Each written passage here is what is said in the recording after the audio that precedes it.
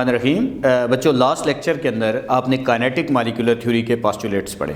तो आज हम नेक्स्ट लेक्चर के अंदर बच्चों काइनेटिक इक्वेशन, उसी से आपको पता है कि काइनेटिक इक्वेशन के बारे में हम पढ़ने लगे हैं। इसकी डेरिवेशन तो हायर लेवल पे मौजूद है, लेकिन डायरेक्ट हमारी बुक में काइनेटिक इक्वेशन दी हुई है, उसके बारे में बताने जा रहा हूँ। लेकिन बच्चों इसमें एक ज़हन में रहे कि अगर कोई आपसे पूछ ले काइनेटिक इक्वेशन क्या एक्सप्लेन करती है बच्चों, तो ये pressure of a gas explain करती है। हमने पढ़ा था ना, गैस मॉलिक्यूल आपस में टकराते हैं, कंटेनर की वॉल के साथ टकराते हैं, पर यूनिट एरिया पे एक फोर्स लगती है, force per unit area is called pressure of a gas. जैसे हमने लिखा था P is equal to F/A।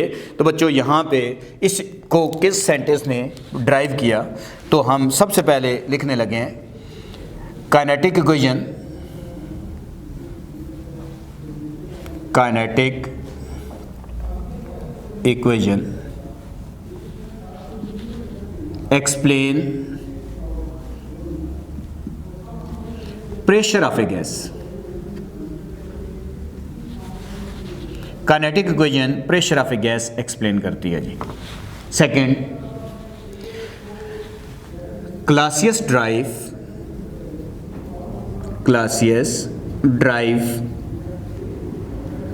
Kinetic equation on the basis of KMT of gases, kinetic molecular theory of gases।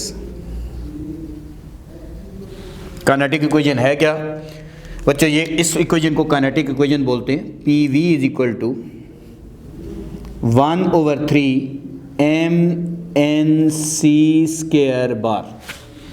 This equation is called kinetic equation.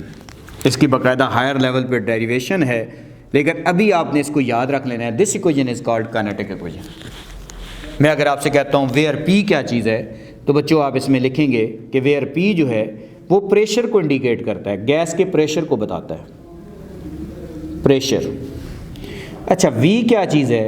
Volume of the gas है जी, volume को explain कर रहा है। अच्छा, इसमें M क्या चीज़ है? M basically small m है बच्चों।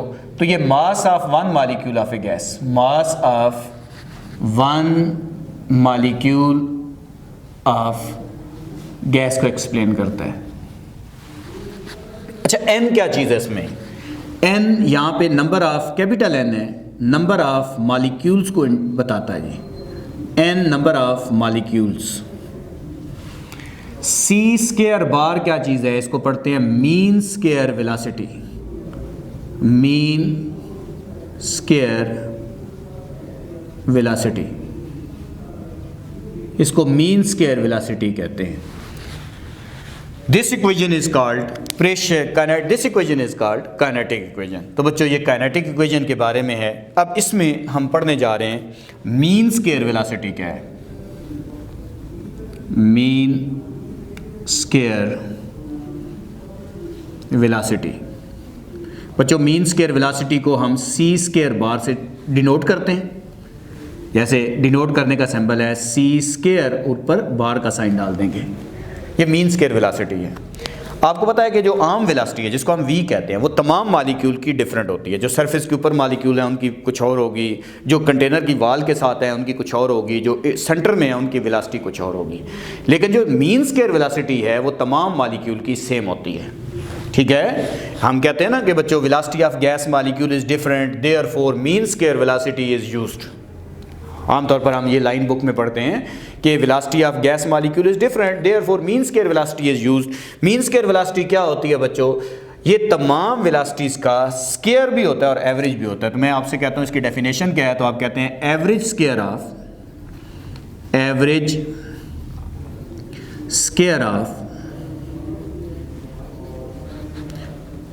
all the velocities is called mean square velocity। Average square of all the velocities is called mean square velocity। Mean square velocity. इसको डिनोट किससे करते हैं? इसे सी स्क्वायर बार से डिनोट करते हैं। समझाने के लिए बच्चों, कुछ कंटेनर में ऐसे मालिक्यूल हैं जिनको मैं C1 कहने लगा हूँ। C1, कुछ मालिक्यूल ऐसे हैं, C1 are the number of molecules, या इसको हम ऐसे कह देते हैं N1, हमारे पास स्मॉल n लिख देते हैं। N1 are the number of molecules, number of molecules having velocity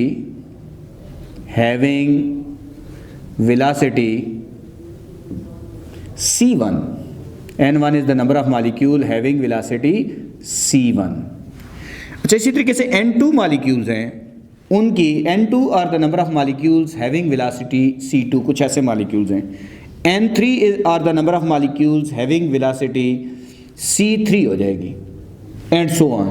तो मैं आपसे कहता हूँ मीन स्क्वायर वेलोसिटी क्या होगी, तो आप कहेंगे मीन स्क्वायर वेलोसिटी ये होगी कि इन तमाम वेलोसिटीज़ का स्क्वायर भी लें और एवरेज भी लें। तो हमारे पास इधर आ जाएगा, हमारे पास कुछ मालिक्यूल हैं, इनका आ जाएगा जी N1 C1 स्क्वायर प्लस जो दूसरे मालिक्यूल हैं वो N2 हैं और उनकी वेलोसिटी है C2 उनका स्क्वायर, प्लस तीसरे मालिक्यूल हैं N3 और C3 होगा और उसका स्क्वायर डिवाइडेड बाय क्या होगा N1 प्लस N2 प्लस क्या होगा N3 एंड सो ऑन, इधर भी and so on. This is called mean square velocity. लेकिन आपको मैं बता दूं कि बच्चों कुछ लोग ये कहेंगे कि सर आपने ऐसे लिख दिया, मैंने तो बुक को फॉलो किया, अदरवाइज कुछ बुक में यहाँ पे N1 N2 N3 ना भी लिखें तो कोई फ़र्क नहीं है। उसकी वजह यह है, प्रॉपर यही है बच्चों, C1 square plus C2 square plus C3 square divided by N1 plus N2 plus N3। अगर आप ये देखना चाहते हैं तो पंजाब टेक्स्ट बुक का जो सबसे लेटेस्ट एडिशन है, जो 13 साल मैंने पढ़ाया है बच्चों, उसके अंदर अगर आप देखें तो उसमें ये करेक्शन आई है, लेकिन हमारी बुक में अभी तक ये ऐसे चल रहा है। तो हम इसलिए बच्चे के नंबर ना कटें, हम बता रहे होते हैं, आप इसको लिख सकते हैं ऐसे, अदरवाइज़ क्योंकि आपके नंबर ना कटें, अदरवाइज इसका प्रॉपर C1 C2 C3 उस तरीके से उनके स्क्वायर हैं divided by N1 N2 and N3 है। मीन स्क्वायर वेलोसिटी के बाद बच्चों हम इसी में रूट मीन स्क्वायर वेलोसिटी भी देखने लगे हैं। Root mean square velocity, root mean square velocity, इसको हम डिनोट करते हैं बच्चों C के बॉटम में RMS लिख देते हैं। RMS root mean square velocity, RMS लिखा जाता है। मैं आपसे कहता हूँ रूट मीन स्क्वायर वेलोसिटी क्या होती है, तो आप कहते हैं square root of mean square velocity is called root mean square velocity. बकायदा इसकी डेरिवेशन है। अब बच्चों समझते हैं सारे C का स्क्वायर ले लें, फिर नहीं बच्चों इसको ड्राइव करना पड़ता है और फाइनल आंसर जो आता है वो तो मैं आपके सामने लिखूंगा, अदरवाइज डेफिनेशन यही है, square root of root of mean square velocity, mean square velocity is called root mean square velocity, root mean square velocity। Denote इसको किससे करते हैं बच्चों? C के बॉटम में RMS लिखा होता है। इसकी मैथमेटिकल फॉर्म है जो बाकायदा ड्राइव भी की जाती है बच्चों। RMS इसकी आएगी वैल्यू 3RT ओवर हमारे पास आ जाएगा कैपिटल M अंडर रूट। इसमें अगर मैं आपसे कहता हूँ ये रूट मीन स्क्वायर वेलोसिटी की मैथमेटिकल फॉर्म है, इसमें R क्या चीज़ है बच्चों? ये R अभी आगे इसी चैप्टर में जाके पढ़ोगे। इसको पढ़ते हैं ideal gas constant, ideal gas constant. इसको जनरल गैस कांस्टेंट भी लोग पढ़ते हैं, यूनिवर्सल गैस कांस्टेंट भी पढ़ते हैं। T क्या चीज़ है? अब्सोल्यूट टेम्परेचर, ऐसा टेम्परेचर जो केल्विन स्केल में मेजर किया जाए। वैसे तो सेंटीग्रेड है, फ़ारेनहाइट है। अब्सोल्यूट टेम्परेचर उस टेम्परेचर को कहते हैं जो केल्विन स्केल में मेजर किया जाए। यहाँ अब्सोल्यूट जीरो बच्चे कंफ्यूज कर जाते हैं इसके साथ। अब्सोल्यूट जीरो और चीज़ है, अब्सोल्यूट टेम्परेचर और चीज़ है बच्चों। कैपिटल M क्या चीज़ है? ये मॉलिक्यूलर मास है, मोलर मास है या मॉलिक्यूलर मास ऑफ गैस होगा। तो ये बच्चों हमारे पास रूट मीन स्क्वायर वेलोसिटी होगी। अब इसमें हमारे पास 3 डेफिनेशंस हैं, हम 3 डेफिनेशंस पढ़ने जा रहे हैं, और motions of the particle of a gas. तो नेक्स्ट हम इसमें टॉपिक जो डिस्कस करने जा रहे हैं वो पार्टिकल्स की मोशंस के बारे में हम डिस्कस करेंगे। तो मैं बच्चों आपके सामने मोशंस ऑफ पार्टिकल्स डिस्कस करने लगा हूँ। तो टॉपिक हमारे पास है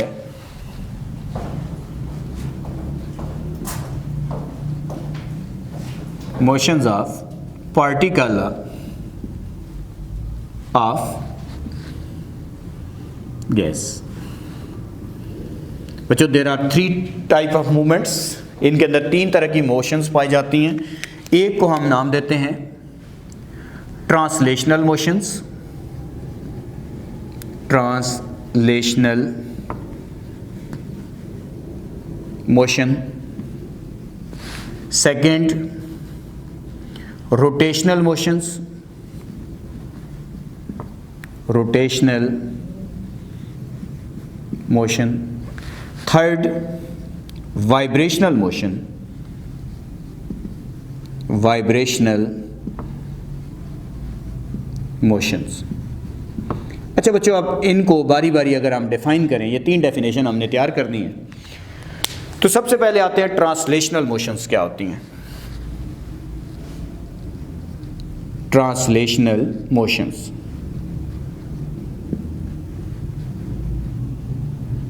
ये पहली टाइप है। बच्चों इसकी डेफिनेशन क्या होगी?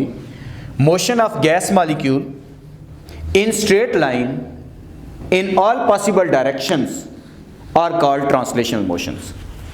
ऐसी मोशन जो ऑल डायरेक्शन में होती हैं, ठीक है, हम लिख सकते हैं motion of gas molecule in straight line and all possible directions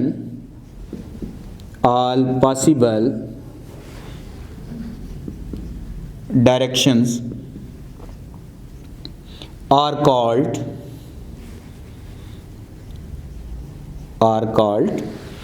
translational motions, are called translational motion. बच्चों जैसे मैं आपसे कहता हूँ हमारे पास एक कंटेनर में मॉलिक्यूल्स हैं, तो रैंडम है। तो बच्चों ये इधर मूव कर रहा है, ये इधर मूव कर रहा है, ये इस डायरेक्शन में जा रहा है, ये इस डायरेक्शन में जा रहा है, ये इधर आ रहा है। तो ये इस तरह की मूवमेंट्स जब तक ये टकराते नहीं हैं, इनकी डायरेक्शन चेंज नहीं होती, इस तरह की डायरेक्शन मूवमेंट्स को हम ट्रांसलेशनल मोशंस बोलते हैं। इसी तरीके से सेकंड हमारे पास है रोटेशनल मोशन। रोटेशनल मोशन, अगर मैं आपसे कहता हूं बच्चों रोटेशनल मोशंस क्या होती हैं, आप कहते हैं ऐसी मूवमेंट्स जिसमें गैस मॉलिक्यूल अपने ही एक्सिस के गिर्द रोटेट करता है। Motion of gas molecule about their centre of gravity, motion of gas molecule about their center of gravity are called rotational motions। ऐसी मोशन जिसमें गैस मॉलिक्यूल अपने ही एक्सिस के गिर्द रोटेट करे, उस तरह की मूवमेंट्स को हम रोटेशनल मोशंस कहते हैं। जैसे मैं ये आपके सामने एक मॉलिक्यूल बनाने लगा हूँ, आप समझ लें ये हमारे पास है एक BF3 लाइक इस तरह का कोई मॉलिक्यूल है। ये हमारे पास जैसे ही मॉलिक्यूल अपने ही एक्सिस के गिर्द रोटेट करेगा, net angular momentum about their centre of gravity, उसको आप रोटेशनल मोशंस कहेंगे। Motion of gas molecule about their centre of gravity of their about their axis are called rotational motions. ऐसी motion जो gas molecule अपने ही axis के गिर्द rotate करता है 360 पे, उसे रोटेशनल मोशंस कहेंगे। तीसरी टाइप हमारे पास है बच्चों, हमारे पास है वाइब्रेशनल मोशंस। वाइब्रेशनल मोशन, अगर मैं आपसे कहता हूँ वाइब्रेशनल मोशंस क्या होती हैं, तो आप कहते हैं ऐसी गैस मूवमेंट्स जिसमें मॉलिक्यूल अपने ही जगह पे आप समझ लें आइसोलेट करता है। जैसे आपने देखा होगा कि इस तरह के अगर डाई एटॉमिक मॉलिक्यूल है तो अपने ही, इनको टू एंड फ्रो मोशंस भी कहते हैं, आमतौर पर सॉलिड में पाई जाती हैं। इस तरह की जो थरथराहट वाली फोर्सेस होती हैं, मोशंस होती हैं, उनको हम वाइब्रेशनल मोशंस कहते हैं। मैं कहता हूँ motion due to isolation, motion due to oscillation are called vibrational motions. ठीक है, motion due to oscillation are called, आपके पास जो मूवमेंट्स कहलाएंगी उन मूवमेंट्स को आप वाइब्रेशनल मोशंस कहेंगे। ठीक है, डेफिनेशन लिखना चाहें तो हम लिख सकते हैं, motion of gas molecule, motion of gas molecule due to oscillation are called vibrational motions। इनको टू एंड फ्रो मोशंस भी कहते हैं। ये आमतौर पर सॉलिड में पाई जाती हैं, वाइब्रेशनल मोशन। ये हमारे पास इसकी डेफिनेशन बन गई। अब बच्चों हमारे पास नेक्स्ट एक छोटी सी हेडिंग लगी हुई है, मैं चाह रहा हूं कि वो भी इसमें बता दूं, kinetic energy and absolute temperature. अगर हम देखें हमारे पास हमारी बुक ने बेसिकली समझ लें Charles law on the basis of absolute temperature discuss किया है। तो हम इसके अंदर अगर हम आते हैं बच्चों, तो हमें पता है कि जब एक, वैसे तो ये डिटेल से मैंने आगे चार्ल्स लॉ पढ़ाना है। अगर मैं आपसे कहता हूँ कि बच्चों किसी भी गैस का टेम्परेचर 1 डिग्री बढ़ा दें, 0 से 1 डिग्री 1 डिग्री सेंटीग्रेड से 0 से 1 डिग्री सेंटीग्रेड कर दें, या 1 डिग्री टेम्परेचर कम कर दें, जो भी उस गैस का ओरिजिनल वॉल्यूम होगा उसमें 1/273 फैक्टर का चेंज आएगा। ठीक है, मैं आपसे कहता हूं अकॉर्डिंग टू चार्ल्स लॉ, क्योंकि absolute temperature scale on the basis of Charles law आप बता रहे हैं। ठीक है, असल में ये हमारे पास हेडिंग ये बुक में नजर आ रही है, absolute temperature scale, absolute temperature scale on the basis of Charles law. बच्चों इस जगह तो बुक वाले ने वैसे ही इसको ऐड किया हुआ है, अदरवाइज तो चार्ल्स लॉ बच्चा जब तक नहीं पढ़ता तो उसको ये शायद स्टेटमेंट थोड़ी सी डिस्टर्ब करती है, लेकिन फिर भी मैं कोशिश करता हूँ। According to Charles law when temperature is increase और डिक्रीज बाय 1 डिग्री, 0 से 1 डिग्री चले जाएं या 1 से 0 डिग्री चले जाएं, volume of the gas changes 1/273 of its original volume। According to Charles law, when temperature is increased or decreased by 1 degree, volume of the gas changes 1/273 of its original volume। जैसे बाद में हम ऐसे भी लिखते हैं कि VT is equal to V naught, sorry बच्चों, 1T/273। शायद ये बच्चों के बिल्कुल ऊपर से गुजर गया हो कि ये हमने बच्चे ने बुक में भी स्टेटमेंट नहीं देखी, लेकिन बच्चों ये जब मैं चार्ल्स लॉ आपको पढ़ाऊंगा तो ये बात आपको अच्छी समझ आ जाएगी कि इसमें VT है volume at temperature T, V not volume at 0 degree centigrade. अच्छा, T टेम्परेचर जो है, स्मॉल t जो है टेम्परेचर को इंडिकेट कर रहा है, लेकिन वो टेम्परेचर जो सेंटीग्रेड में लिखा जाता है। तो इसमें एब्सोल्यूट टेम्परेचर स्केल में एक लाइन सिर्फ आपने जस्ट अपनी बुक से याद करनी है कि व्हेन टेम्परेचर इज इंक्रीज और decrease by 1 degree, volume of the gas changes 1/273 of its original volume। This is called Charles law या critical form of Charles law, जिसको फिर मैथमेटिकल फॉर्म में हम इस तरीके से लिख रहे होते हैं। या एब्सोल्यूट ज़ीरो हम फिर वही कहते हैं कि -273 डिग्री सेंटीग्रेड पे जो किसी भी गैस का वॉल्यूम थ्योरेटिकली ज़ीरो हो जाता है, फिर उसको हम एब्सोल्यूट ज़ीरो पढ़े होते हैं। तो बच्चों इसमें हमने वैसे एक छोटे से न्यूमेरिकल भी हैं, कभी सेंटीग्रेड से केल्विन में जाना होता है, तो ये फार्मूले भी याद कर लें। Kelvin is equal to centigrade plus 273। जैसे आपको एक होमवर्क के तौर पर काम दे रहा हूँ, एग्जाम्पल 4.1 आपने सॉल्व करनी है। देखो सेंटीग्रेड में टेम्परेचर दिया होगा, केल्विन में कन्वर्ट कर लेना।